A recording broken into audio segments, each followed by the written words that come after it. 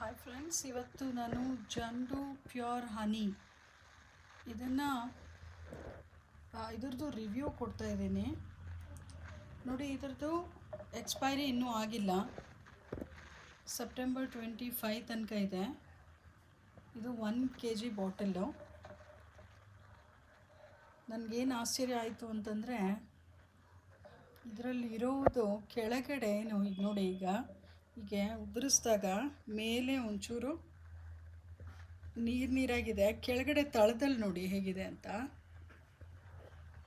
ಇದು ಟೋಟಲಾಗಿ ಕೆಳಗಿರೋ ಅಂಥದ್ದು ಬರೀ ಸಕ್ಕರೆ. ಗೊತ್ತಾಗ್ತಾ ಇದೆ ಅಲ್ಲ ನಿಮಗೆ? ಬರೀ ಸಕ್ಕರೆ ಕೆಳಗಡೆ ಇರೋ ಅಂಥದ್ದು,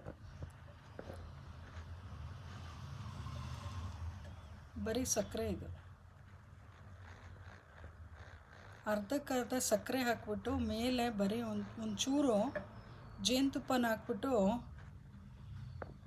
ಜೇನುತುಪ್ಪ ಅಂತ ಮಾರಾಟ ಮಾಡ್ತಾಯಿದ್ದಾರೆ.